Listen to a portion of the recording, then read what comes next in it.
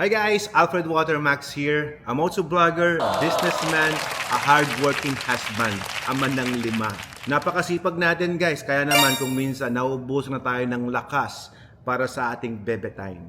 At isa sa sikreto ko, itong King Tut. So ito guys, ang basa talaga dito ay King Tut. Going back to history, King Tut is one of the most powerful pharaoh nung panahon ng Egypt. Pero si King Tut po ay iisa lang ang naging reyna. Although, dahil siya yung hari, isa sa makapangyarihan, pwede siyang magkaroon ng maraming asawa. Pero, naging loyal siya sa isa. Yes! One of the idol, syempre. So, ako naman, bilang lalaki, syempre, dapat stick to one lang tayo. Dapat loyal. At syempre, guys, kung meron tayong mabuting asawa, kailangan meron ding mabuting asawang lalaki. At isa sa obligasyon natin, ikaw na nanonood ngayon, isa sa obligasyon mo kung ikaw ay may asawa, jowa, obligasyon mo na maibigay ang pangailangan ng asawa mo or ng inyong partner. Ngayon, kung hindi na kaya, ito ang sikreto ko. Pwede nyong gamitin din to dahil ito ay nakatulong talaga sa aming pagkasama ni Mrs. Max. Kumbaga, lalong tumatagal, lalong tumatangis. Sabi nga nila, ang pag-iibigan ng dalawang partner ay 3 ikid. Yung pagmamahal mo at pagmamahal sa'yo ng partner mo at pagmamahal ng Diyos sa'yo. Ngayon, gawin mo pang-4 kasi medyo maraming tukso ngayon eh.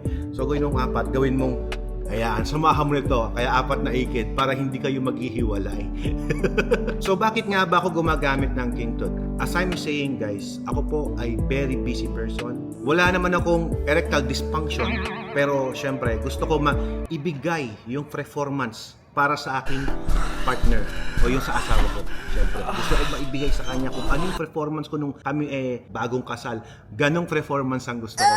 So, ibig sabihin, continuous ang courtship, no? Tuloy-tuloy ang panliligaw. So, ito ang maganda sa King Tut. Aminin na natin, guys, sa mga line of 30s, nakakaramdam na tayo ng medyo panghihina pagdating sa ating pangailangan, yung mga ganyan, di ba? So, kailangan natin talaga ng alternative. Pero mga boss, ibahin nyo itong King Tut. Nakatry na ako ng ibang multivitamins for men. Pero, 1 day, 2 days lang ang tinatagal. Ito, iba to. 7 days ang tinatagal. Ang masarap pa dito, wala siyang bad side effect sa akin. Talagang na-energize lang niya yung katawan ko at nagagawa ko ng mas maayos yung aking mga obligations. Nice. So ako bilang isang negosyante, marami akong responsibility, marami akong responsibilidad na kailangan kong asikasuhin. Hindi ako basta-basta umiinom ng kahit anong mga multivitamins. Ibig sabihin, kailangan ipa-research ko, alamin ko kung maganda ba ang background, maganda ang record. Guys, ito pong King Tut ay hindi lang siya world class.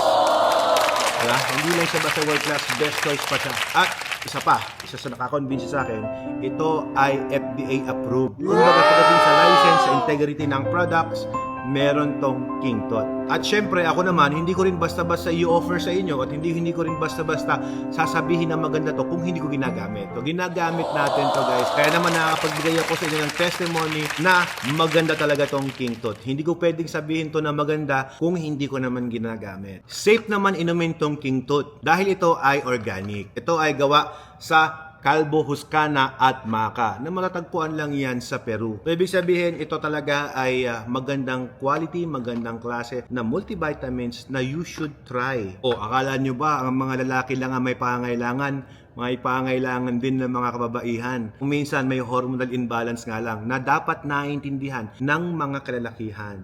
Na kung minsan nakapag tayo ang kailangan magbigay sa kanila ng kanilang, alam nyo na, so, dapat handa ka sa laban kasi baka isipin, pag hindi na tumatayo yan, baka naman sabihin, ginamit mo na sa iba. Tumayo ka dyan! Pagkasabi ko, tumayo ka dyan! Tumayo ka dyan! Sumayo ka! Lumaba ka! So, ito dapat meron ka nito. Kaya pag uwi mo sa bahay, pumunta ka sa malapit na Mercury Drugstore, available po ang King Tut. So, i-try mo na. Pag mahal mo, i-King Tut mo. Alam na yan. Alfred Watermax here. Splash. O, kita nyo na? Pinagpapawisan ako. Ganun ako ka-hardworking. Kaya bago ka mapagod, subukan nyo to guys. Garantisado.